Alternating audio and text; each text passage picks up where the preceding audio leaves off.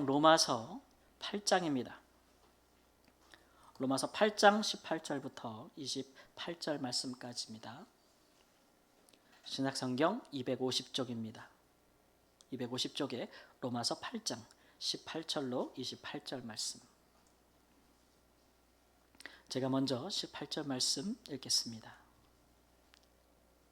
생각하건대 현재의 고난은 장차 우리에게 나타날 영광과 비교할 수 없도다. 피조물이 고대하는 바는 하나님의 아들들이 나타나는 것이니 피조물이 허무한데 굴복하는 것은 자기 뜻이 아니요 오직 굴복하게 하시는 이로 말미암음이라. 그 바라는 것은 피조물도 썩어짐의 종노릇한 데서 해방되어 하나님의 자녀들의 영광의 자유에 이르는 것이니라. 피조물이 다 이제까지 함께 탄식하여 함께 고통을 겪고 있는 것을 우리가 아느니라. 또 성령의 처음 익은 열매를 받은 우리까지도 속으로 탄식하여 양자될 것 곧 우리 몸의 속량을 기다리느니라. 우리가 소망으로 구원을 얻었음에 보이는 소망이 소망이 아니니 보는 것을 누가 바라리요. 만일 우리가 보지 못하는 것을 바라면 참음으로 기다릴지니라. 이와 같이 성령도 우리의 연약함을 도우시나니 우리는 마땅히 기도할 바를 알지 못하나 오직 성령이 말할 수 없는 탄식으로 우리를 위하여 친히 간구하시느니라. 마음을 살피시는 이가 성령의 생각을 아시나니 이는 성령이 하나님의 뜻대로 성도를 위하여 간구하심이니라. 함께 읽습니다. 우리가 알거니와 하나님을 사랑하는 자 곧 그의 뜻대로 부르심을 입은 자들에게는 모든 것이 합력하여 선을 이루느니라. 아멘. 최근에 달 탐사가 여러 우주 기술이 발달한 나라들 사이에서 경쟁적으로 이루어지고 있는데 제일 먼저 달의 남극에 깃발을 꽂은 나라가 나타났죠. 어느 나라죠? 인도입니다. 인도. 러시아는 실패했잖아요. 그래가지고 인도에서 막 축제가 벌어지고 대단한 환원성이 일어났습니다. 왜 달의 남극에 그렇게 착륙을 하려고 하느냐? 그러면 달의 남극에 물이나 얼음이 있다는 단서가 있다는 거예요. 그래서 이렇게 남극에 자꾸 가려고 하는 거예요. 그럼 만약에 물이 있으면 어떤 일이 벌어질 수 있어요? 물이 있으면 청년들 이과 산소를 만들 수가 있거든요. 물이 있으면. 그러면 토양에다가 또 식물 재배도 할 수 있고 사람이 거주할 수 있는 거점을 만들 수 있다. 이런 희망 막 부풀어서 달에다 거점을 만들면 우주로 나아가는데 훨씬 더 용이하고 우주 개발, 인간이 화성 탐사도 쉬워지고 막 그런 부푼 기대 때문에 이렇게 환호하고 있는 거예요. 이런 개발에는 정말 막대한 비용이 들어가지요. 그런 소식을 보면서 참 인간의 그 기술이 굉장히 많이 발달했구나라는 생각이 드는데 한편으로는 저런 막대한 비용을 좀 지구 살리는 데 썼으면 좋겠다라는 생각이 들어요. 우리 지구는 정말 다 죽어가고 있는데 어떤 환경학자들이나 과학자의 말에 의하면 지구는 지금 이 중환자 상태다. 이 중환자실에 들어가야 된다. 이렇게 진단을 할 정도잖아요.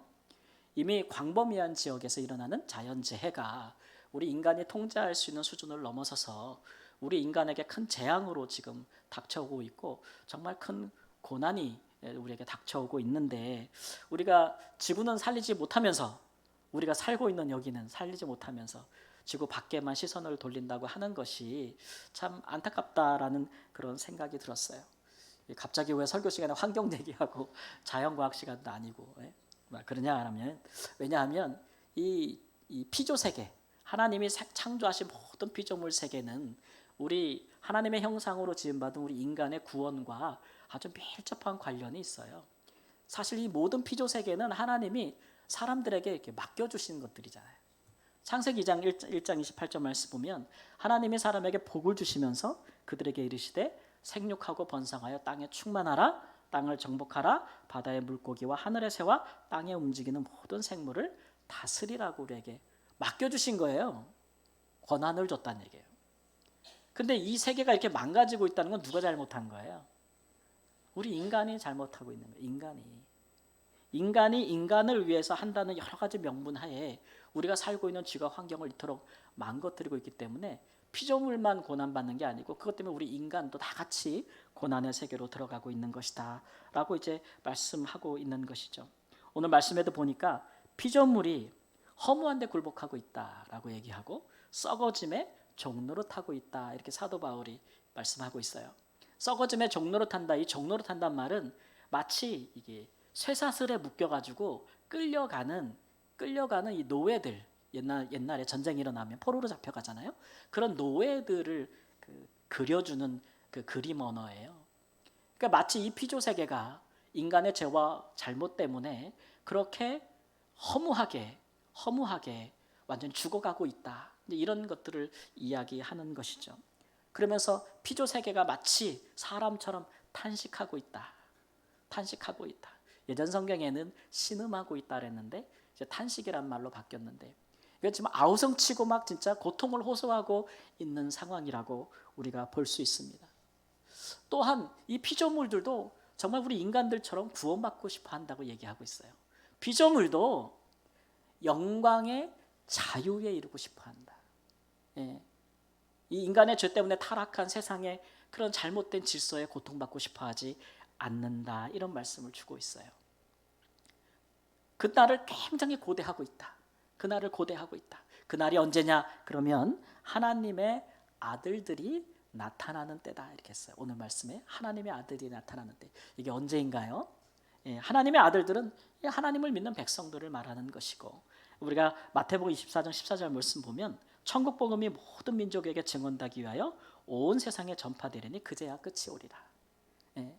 천국의 복음이 하나님 나라의 복음이 예수님께서 이 땅에 오셔서 전했던 복음이 온 세상에 전파되어서 하나님의 백성들이 많이 창조되어지고 나타날 때에 모든 민족에게 복음이 전할 때야 그때야 뭐가 와요? 끝이 오고 그때야 누가 오세요? 예수님이 오시고 그럴 때 피조물도 드디어 우리 고통에서 벗어난다는 거예요. 우리 인간도 마찬가지죠. 그런 의미에서 이 우리 그리스도인들이 굉장히 중요한 거예요. 하나님이 처음 세상을 창조할 때부터 하나님이 그 선한 뜻을 알고 믿고 있는 사람들이 이 세상을 가득 채워서 살아가는 것, 또 세상을 그렇게 가꿔가는 것, 하나님의 명령을 준행해 가는 것, 그런 때가 굉장히 중요한 거예요. 하나님을 아는 그런 지식이 온 땅에 온 세계에 충만하게 되는 그런 때가 있다는 거죠. 가만 생각해 보면 그래요. 첫사람 아담이 범죄함으로 이 세상이 죽음이 오고 사망이 왔잖아요. 고통이 왔잖아요. 그러니까 이 두 번째 사람인 아담, 두 번째 아담이신 누구요? 예수님을 통해서 다시 그 영광이 회복될 것이다. 피조물도 그 본래의 영광을 회복하고 싶어한다라는 것이죠. 이러고 보면 우리가 이 복음을 듣고 나서 하나님의 자녀가 됐을 때 우리가 구원받는다는 것이 그냥 우리 개인의 구원만 얘기하는 거 아니에요. 우리 개인의 인생사에 뭐 여러 가지 어려운 일들을 잘 이겨내고 축복을 받아서 우리가 형통하고 또 우리가 죽으면 또 하나님 나라에 들어가고 이런 것을만을 구원이라고 말하지 않고 성경은 훨씬 더 큰 의미에서 구원을 얘기하는데 우주적인 차원의 구원을 얘기하는 거예요. 예수님이 다시 오시면 온 하나님이 창조하신 모든 세계가 다 구원을 받을 것이다.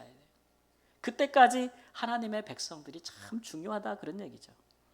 하나님의 백성들이 그런 의미에서 세상에 막중한 책임과 그런 사명이 있는 존재들, 아주 중요한 존재예요. 그러니까 우주 개발하는 것보다 이거 더 중요한 거예요. 달의 남극을 탐사하는 것보다 우리 하나님의 믿는 사람들이 깨어나서 각성해가지고 온 세계를 채워서 세상을 하나님의 뜻대로 변화시켜 나가면서 우리 주님 오실 날들을 예비하는 것이 훨씬 더 중요하고 그것이 세상의 소망이 된다라는 것입니다. 이렇게 말씀드리면 참 부담스럽다. 매주 그냥 이렇게 부담스러운 말씀이라고 생각하실 수 있는데 왜냐하면 우리는 이렇게 스스로 살다 보면 세상을 살다 보면 이게 세월이 흘러갈수록 참 우리는 참 연약한 존재다라는 생각 많이 하잖아요. 그러니까 그렇게 생각하실 수 있어요. 그럼에도 불구하고 오늘 말씀에 보면 우리 믿는 사람들이 세상의 희망이라고 말씀하고 있습니다.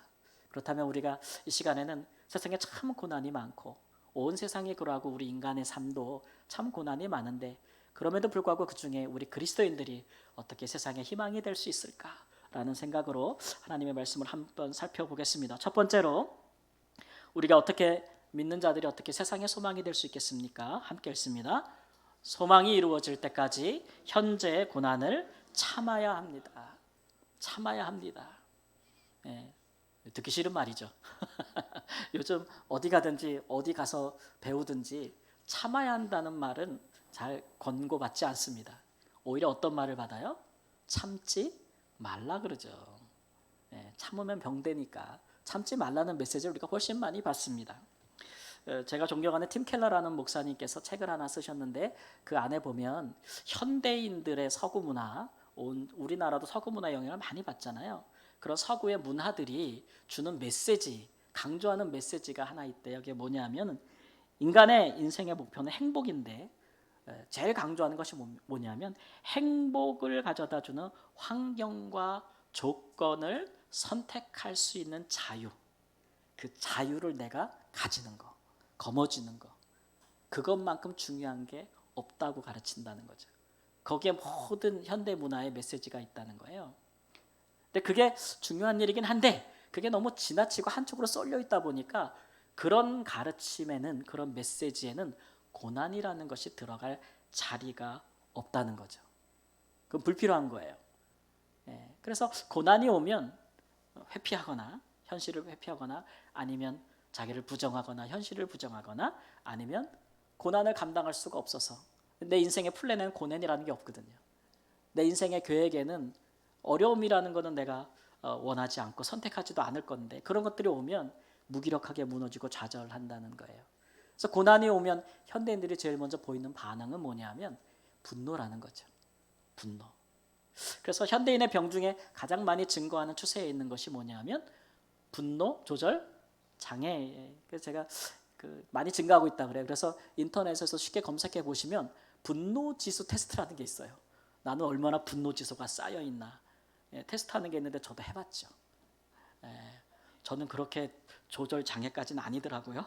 그 질문들을 보니까 뭐 내가 어디 가서 사람한테 인정을 못 받으면 안에서 또 화가 치밀어 오른다. 자주. 그런 것.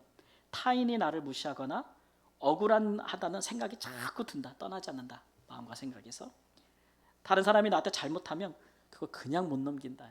마찰을 막 그냥 계속 발생한다. 막 이런 증상들이 몇 개 질문들이 있어요. 체크해가지고 몇 점 이상은 분노 조절 장애, 몇 점 이상은 아직은 괜찮음. 뭐 이런 게 있더라고. 한번 해보세요. 화가 많으면 안 되잖아요. 네? 그래서 이제 그런 학자들이 가르쳐 주는 게 숫자 세는 거, 막 분노가 치밀을 때 19, 8, 7, 뭐 이렇게 숫자 세는 거라든지 더 심하면 약물 치료한다든지 뭐 아니면 그런 건 어쩔 수 없으니까 그럴 때 발생하는 사건들에 대해서 사회 안전망을 구축한다든지 뭐 그런 거 자꾸 강조하는 거 봤어요. 우리 시대가 정말 분노 유발 사회라고 제가 여러 번 말씀드리잖아요. 그런데 이런 세상의 이제 메시지와는 다르게 성경은 오늘 우리 말씀에도 말씀하고 있지만 26절에도 23절에도 말씀하고 있지만 고난이 닥치면 제일 먼저 뭘 하냐 그러면 참으라 그래요. 참으라 그래요. 참 답답한 소리 같잖아요. 그렇죠? 왜 그러냐 그러면 고난이 항상 나쁜 것은 아니기 때문에 그렇죠. 그러니까 고난이 가져다 주는 유익들이 있기 때문에 일단 참으란 얘기예요. 그러니까 고난이 도대체 무슨 유익을 가져다 주는가? 오늘 말씀에 보면 18절에 사도 바울께서 생각하건대 이렇게 이제 말을 시작합니다. 자기의 생각을 이야기하는 거죠. 자기가 쭉 생각해 봤는데 이렇게 얘기하는데 핵심은 뭐냐면 그가 이제 바울 사도가 세상을 바라보는 그의 관점이 뭐냐면은 고난과 영광이라는 거예요. 세상의 모든 이 구원의 역사가 하나님의 구원의 역사가 고난을 통해서 영광스러운 일이 이루어지는 것으로 그렇게 세상의 역사가 흘러간다라는 것을 그런 고난과 영광의 프레임을 그가 깨달은 거예요. 사실 바울 사도는 이런 생각을 처음부터 갖고 있는 분은 아니었죠. 이건 바울에겐 굉장히 큰 변화예요. 바울 사도는 사도가 되기 전에 예수님 믿기 전에 어떤 생각을 갖고 살았냐면 세상을 이끌어가는 힘, 세상을 변화시키는 힘은 법이라고 생각했어요. 법. 그리고 법을 잘 배우고 지키고 실행하는 것. 그걸 통해서 의로운 사회를 만들어가는 것. 정의롭고 공의로운 사회를 만들어가는 것. 그것이 세상을 천국으로 만드는 그런 것이라고 생각을 했죠. 그건 굉장히 열심을 냈어요. 그 부분에. 그리고 살았어요. 그리고 누구든지 법.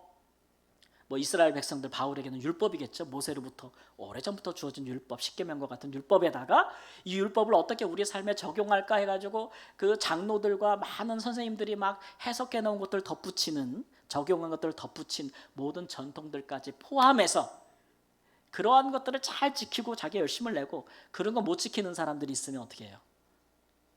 예, 처벌하는 거죠. 법에 따라서 처벌하고 정죄하고 형벌을 주고 이렇게 함으로써 그렇게 세상에 구원이 하나님 나라 역사가 일어난다고 그렇게 굳게 믿고 있던 사람인데 이게 한순간에 깨져버리는 사람의 세계관이 그냥 깨지지 않아요. 사람의 가치관이 그냥 깨지지 않아요. 엄청나게 큰 쇼킹한 사건을 겪게 되는데 그가 바로 이 담의 세계를 가는 도중에 이제 예수님을 믿는 사람 그런 사람들을 핍박하기 위해서 박해하기 위해서 담의 세계로 가다가 갑자기 그의 눈이 멀 정도로 강한 햇빛 빛을 보면서 그 가운데 누구를 봐요? 예수를 보는 거예요. 그런데 그냥 예수님이 아니고 굉장히 영광스러운 예수님의 모습을 보는 거예요. 하나님의 우편에 앉아 계신 성경으로 말하면 부활하시고 승천하신 영광 중에 계시는 주 로마의 황제보다도 더 높으신 그런 영광 중에 계신 예수님의 모습을 보고 그의 음성을 듣는 경험을 했어요. 거기서 굉장한 충격을 받았어요. 왜냐하면 바울 사도가 가진 세계관에 따르면 예수는 율법에 의하여 정죄받고 나무에 달려 죽은 사람 아니에요. 나무에 달려 죽은 사람은 구약 신명기 말씀에 보면 저주를 받은 자예요. 저주를 받은 자. 그렇기 때문에 그를 믿는 사람들, 그를 따르는 사람들을 이단으로 규정하고 이 사람이 그 핍박하고 고난 박해하려고 지금 가고 있는 거 아니에요? 하나님을 위한 열심으로. 그런데 자기가 그렇게 생각했던 예수가 영광스러운 모습으로 만왕의 왕의 모습으로 있는 것을 보고 충격을 받은 거예요. 그 자기 세계관이 깨지는 거죠. 아, 이건 내가 믿던 게 아니구나 이렇게 생각이 되는 거예요. 그러면서 많은 생각을 그가 하나님 앞에 하게 되는 시절들이 있었어요. 그러면서 자기가 옳다고 믿었던 것, 야, 법을 열심히 지키고 행한다고 사람이 의로워지는 것은 아니구나. 그걸 깨달은 거죠. 그렇게 열심을 했던 자기가 살인자가 됐잖아요. 그랬던 자기가 예수님을 핍박하는 자가 됐잖아요. 자기가 핍박했던 예수가 오히려 하나님 옆에 계시는 걸 봤잖아요. 어떻게 이런 일이 있을 수 있어요? 여러분, 법이라는 게 그래요.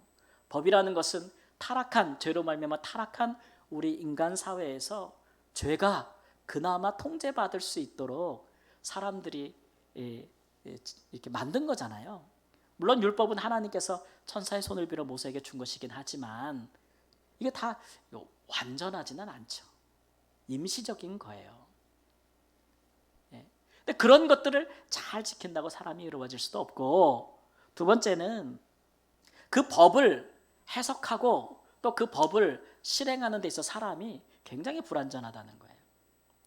그러니까 온전한 정의나 공의가 이루어질 수 없을 뿐더러 가장 중요한 거, 제가 늘 말씀드리지만 법은 사람의 외모는 통제할 수 있어도 사람의 내면을 거룩하게 할 수는 없다는 거죠. 그러니까 법을 잘 지킨다고 열심히 했다고 해서 하나님 앞에 의인이 되는 게 아니라는 걸 깨달은 거예요. 그러면 누가 의인인 거예요? 하나님 앞에서는 예수님처럼 죄인들을 위하여 자기를 희생하고 사랑함으로써 죄인들을 용서하고 죄인들을 구원하신 예수님이 의다. 그분이 세상에 의를 가져오는구나. 그분이 천국을 세상에 가져오는 분이구나 라는 것들을 깨달아 알게 된 거죠. 바울 사도에게 굉장한 충격이었어요. 그래서 히브리서 12장 2절 말씀에 보면 함께 읽습니다. 믿음의 주요 또 온전하게 하시는 이인 예수를 바라보자. 그는 그 앞에 있는 기쁨을 위하여 십자가를 참으사 부끄러움을 개의치 아니하시더니 하나님 보좌 우편에 앉으셨느니라. 예수님께서 영광을 받기 위하여 하나님의 보좌 우편에 앉게 하시기 위하여 먼저 하신 일이 뭐라고요? 십자가의 고통과 부끄러움을 참으셨다는 거예요. 누구를 위해서? 우리의 죄를 용서하시기 위해서. 그러니까 십자가로 나타난 이 고난이라는 것은 예수님 이전에는 고난은 죄의 결과인가? 많은 사람들이 그렇게 생각했죠. 그런데 예수님 이후로는 고난이라는 것이 이 죄의 결과만은 아니구나 라는 것을 깨닫게 알게 된 거예요. 이것은 하나님의 영광에 이르는 과정이구나. 고난을 통해서 영광을 얻는구나. 누구를 보니까요? 예수님을 보니까. 야, 고난을 통해서 영광을 얻게 되는구나. 이런 새로운 관점을 가지게 되는 것이죠. 여러분, 또 고난이 어떤 유익이 있습니까? 로마서 5장 8절 말씀에 보면 우리가 아직 죄인 되었을 때에 그리스도께서 우리를 위하여 죽으심으로 하나님께서 우리에게 대한 자기의 사랑을 확증하셨느니라 그랬어요. 예수님이 우리를 위하여 고난받기 전에는 사람들이 하나님이 우리를 사랑하셨느냐? 그 증거가 무엇이냐? 확증할 수가 없었어요. 확증할 수가 없었어요. 구약의 하나님을 바라보면서 많은 이스라엘 백성들이 하나님을 두려워하는 마음이 생겼을 뿐이죠. 그런데 예수님께서 오셔서 우리를 위하여 십자가의 고난을 참으시고 돌아가심으로써 우리를 향한 하나님의 사랑을 확증하신 거예요. 하나님 우리를 어떻게 사랑하셨느냐? 그러면 어찌 대답할 수 있어요? 하나님께서 그 아들 독생자를 우리에게 보내사 우리를 위하여 피 흘리심으로써 우리를 죄에서 속량하시고 우리를 구하셨다. 그러므로 그의 십자가의 죽으심이 우리를 사랑하시는 증거다라고 말할 수 있다는 거죠. 이 예수님께서 고난을 이렇게 참으셨다는 것이 하나님의 우리를 향한 사랑을 증거하기도 하는 거예요. 이런 유익이 있어요. 여러분, 고난을 잘 참으면 그 고난을 참는 것을 통해서 우리 가운데 사랑이 넘쳐나기도 해요. 또한 고난은 오늘 말씀해 보면 보이지 않는 소망을 이루게도 한다라고 말씀하고 있어요. 우리가 고난당할 때에 우리가 살아가면서 우리가 믿고 의지하고 있던 거, 이건 확실하다고 생각했던 거 많이 흔들립니다. 그 흔들리는 것들을 오늘 말씀에는 보이는 소망이라 그랬어요. 사람이 눈에 보여서 가지고 싶어 하는 거. 요즘 사람들이 막 가지고 싶어 하는 거, 그 뭐예요? 돈이죠, 뭐. 뭐 이렇게, 뭔 소리를 하나, 이렇게. 돈이지. 성공이고 권력이고 인생의 즐거움이고 행복이고 막 그렇잖아요. 다 그거 가지고 싶어서 안달이 나죠. 우리에게 너무 소중한 것들이니까 살아가면서 그런 것들이. 근데 고난이 오면 이게 다 흔들려 버려요. 내가 그것만 있으면 행복할 거라고 생각했던 거 다 흔들려 버립니다.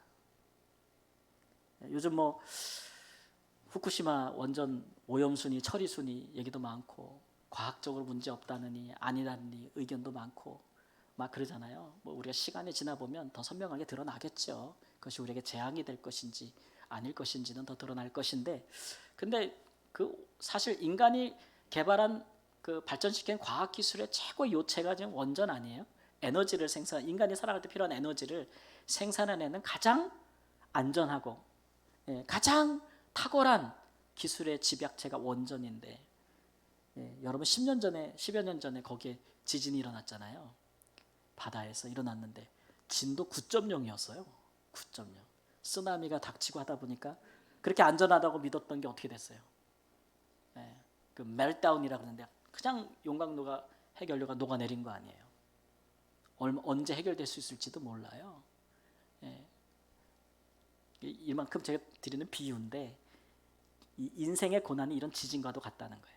우리가 안전하다고 느꼈던 거, 안전한 자산이라고 느꼈던 거 다 흔들려 버리고 만나요. 그런 일을 겪으면서 비로소 사람은 고난당할 때에 흔들리지 않는 거, 그런 것들을 생각해 보게 되죠. 비로소 영원한 것들에 대해서 생각을 해보게 돼요.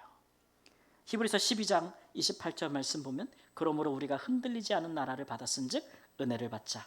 이로 말미암아 경건함과 두려움으로 하나님을 기쁘시게 섬기실지니 우리 하나님은 소멸하는 분이심이니라. 하나님의 살아계신 존재 자체를 인정하지 않고 부인하고 또 믿으나 하나님의 뜻을 따라 살기를 기뻐하지 아니하는 많은 자들에게 하나님께서 때로는 소멸하는 불처럼, 소멸한다는 게 뭐예요? 태우는 거 아니에요. 다 태워버리는 거예요. 혹은 진동하는 거죠. 흔들어 버려서 영원하지 않은 것들을 하나님이 우리에게 각인시켜 주는 거예요. 그래서 영원한 것, 영원한 하나님의 나라를 바라볼 수 있도록 그렇게 만들어 주는 거, 그런 소망을 갖게 하는 것. 그러니까 하나님 나라에 대한 소망을 가지니까 세상 일들은 이렇게 될 수도 있고 저렇게 될 수도 있고, 우리가 부할 때도 있지만 그러지 못할 때도 있고, 건강할 때도 있지만 그러지 못할 때도 있고, 모든 일이 잘 될 때도 있지만 꼬여버릴 때도 있고, 여러 가지 일들이 있는데, 근데 영원한 하나님 나라의 닷을 딱 내리고 있으니까 무너지지 않고 흔들리지 않는다는 거예요. 그런 고난이 주는 유익이 있으니까 일단 고난이 오면 불평, 불만, 원망, 분노 이런 것보다는 우리 믿는 사람들은 다른 관점을 갖는데 고난도 내게 유익일 수 있으니까 일단 뭐 하자고요? 참자예요. 좀 참아보자. 참아보자. 이런 분들이 이 믿음의 사람들이 세상에 좀 많아야 돼요.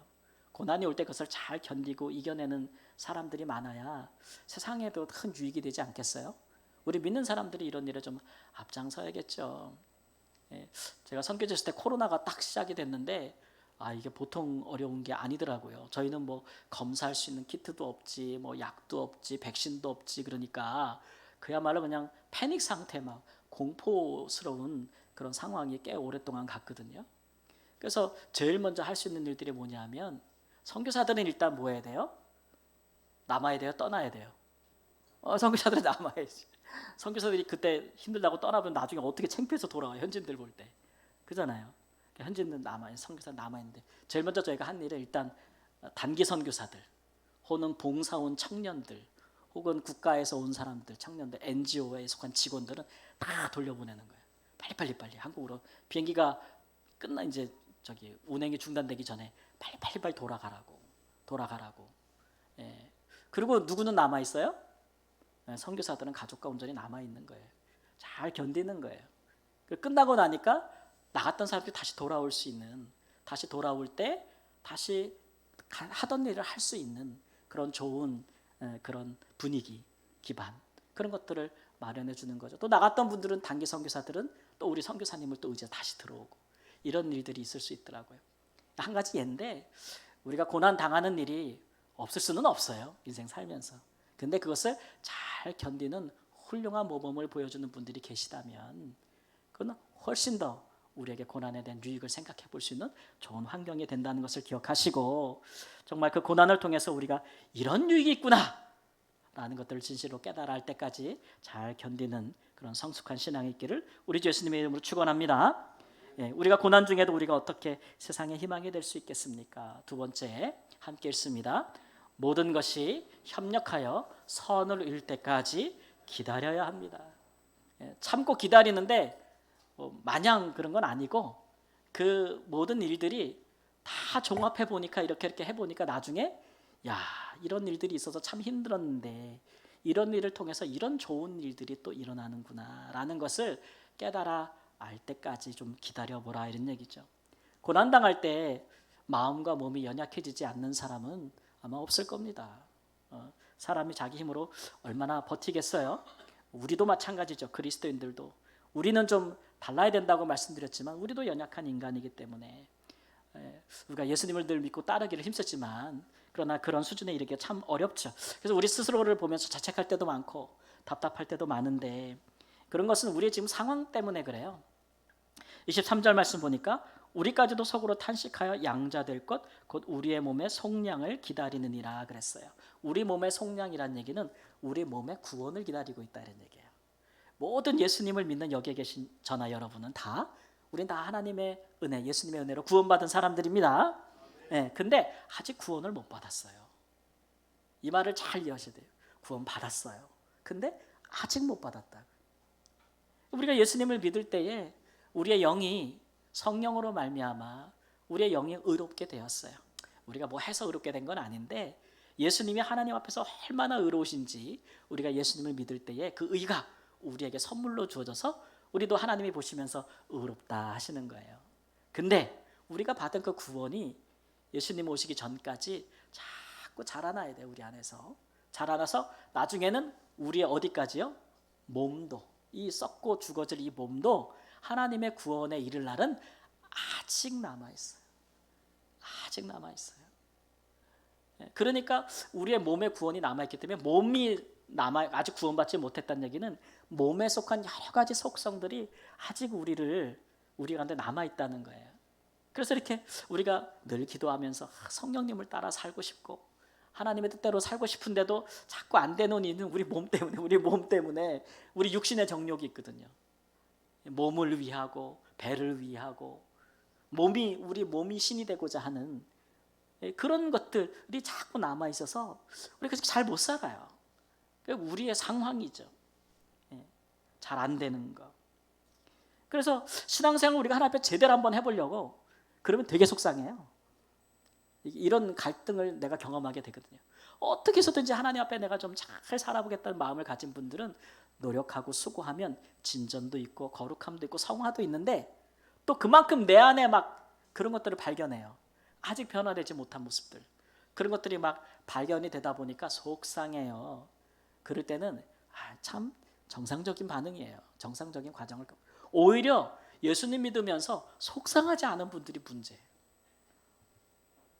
예수님 딱 바라보면서 나 예수님처럼 살아야지 가다 보면 속상한 일 생겨요. 나는 왜 예수님처럼 못 살지?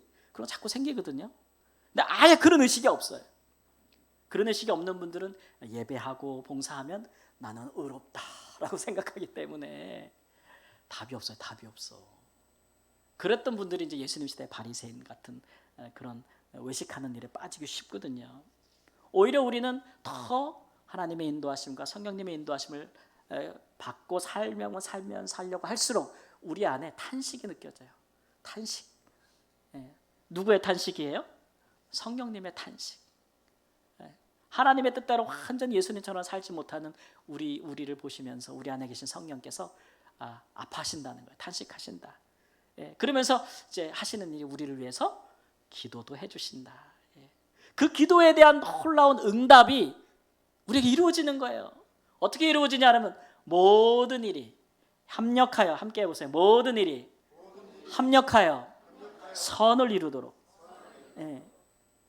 그게 성령님의 기도로 인해 우리 안에 이루어지는 일들이에요. 그때까지 좀 기다리라, 이런 얘기. 기다리라. 그것을 우리가 알고 있다고 했어요. 우리가 알고 있다는 얘기는 모든 그리스도인들은 이것에 대한 공통적인 신앙 경험들을 가지고 있다, 이런 얘기예요. 동일한 경험을 할 것이다라는 확신이 사도들에게 있는 것이죠. 하나님을 사랑하는 사람, 하나님의 뜻대로 살고자 하는 사람들은 이렇게 하나님이 좀 책임져 주는 거예요. 근데 우리가 모든 일이 어떻게 돌아가고 어떻게 엮이는지 우리가 다 알 수 있나요? 현재일과 장래일을 우리가 다 알 수 있나요? 하늘에 속한 것이나 땅에 속한 것들을 또는 영적인 세계에 속한 것들을 우리가 다 알아요? 몰라요. 우리는 몰라. 근데 하나님은 다 아셔.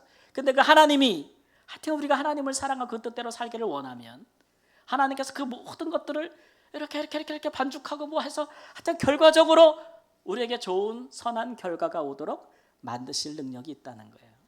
우리 하나님이. 그러니까 우리가 그거 믿는 거예요. 그러니까 좀 어려운 일 당해도 뭐 할 수 있어요? 좀 기다릴 수 있어. 그거 볼 때까지. 보고 나면 이야, 우리 하나님이 그렇구나. 하나님을 사랑하는 자, 그 뜻대로 부르심을 받은 자들에게도 모든 것이 합력하여 선을 이루느니라. 제가 이거 어릴 때부터 암송하던 말씀이거든요. 어릴 때 어머니가 제가 얘기했잖아요. 옥수수 주면서 암송을 하래서 암송했던 그 말씀인데 우리가 살다 보면 우리가 익히 알고 있는 말씀도 우리의 삶에 실제 우리가 그 말씀대로 이루어지는 것을 경험하지 않으면 와닿질 않아요. 와닿질 않잖아요. 근데 제가 이 말씀을 언제 마음속에 깊이 와닿았냐면 우리 성암교회 목회자로 부르심을 받는 과정에서 하나님이 제게 이 말씀을 주셨어요. 뭔지 모르겠는데 하여튼 코로나 지나면서 선교지에서 많은 어려움이 있고 힘들게 꿋꿋하게 견뎌내고 있는 중에 기도하는 중에 하나님께서 저에게 말씀하셨거든요. 내게 조만간 새로운 일들을 내게 맡길 텐데 그 일을 잘 하기를 바란다고. 저한테 그런 기도하는데 그런 마음이 막 일어요. 그런 음성이 들었어요. 여러분 그런 음성을 들으면 여러분 제일 먼저 하나님께 어떤 기도를 드리세요? 저는 그런 기도를 드렸어요. 언젠데요? 언제요? 언제 지금이요? 언제요? 언제 새로운 일을 주시나요? 또 어떤 일이죠? 어떤 일인지 몰랐어요. 근데 하나님 그때 제게 주신 말씀이 이 말씀이에요. 야, 나는 모든 것을 합력하여 선을 이루는 사람이다. 선을 이룬다. 기다려라. 모든 것이 합력하여 선을 이룰 때 내가 할 일이 있다. 이게 말씀하시더라고요. 그런 일이 뭔지 모르죠.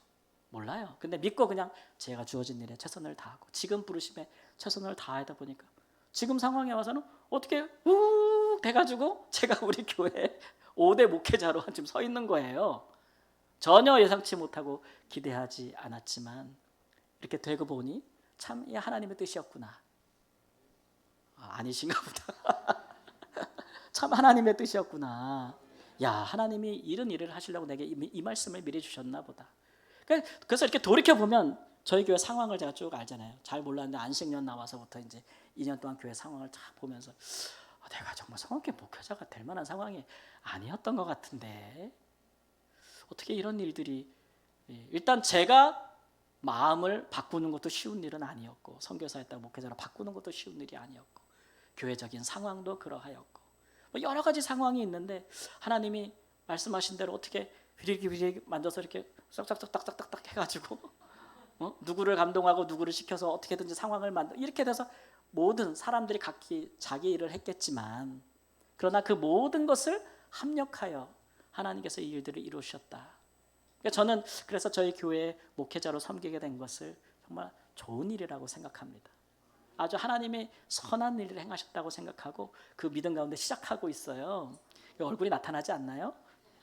제가 이게 진짜 힘들고 막 하기 싫은 일이고 막 하는 뜻이 아니라고 생각하면 여러분이 보실 때 제 얼굴이 아마 좋지 않을 거예요.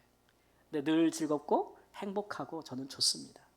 우리 성도님 한 분 하면서 기도하고 섬기는 것도 너무 유익하고 즐겁고 하나님이 하신 일이라고 생각하니까요. 이런 유익이 있어요.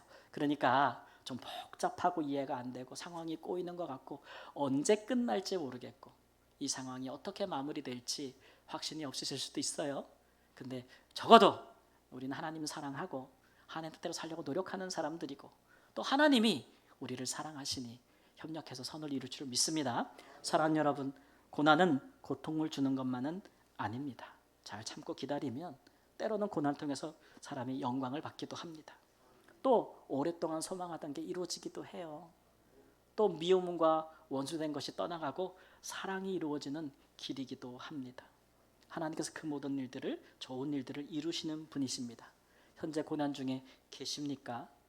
믿음 잃지 마십시오. 고난 중에도 십자가를 참으사 우리를 구원하시고 영광에 이르신 우리 예수님 바라보면서 우리도 그와 같이 가시기를 우리 주 예수님의 이름으로 축원합니다. 아멘. 기도하겠습니다. 우리 함께 합심하여 기도할 때 하나님, 우리가 연약하고 부족하고 자주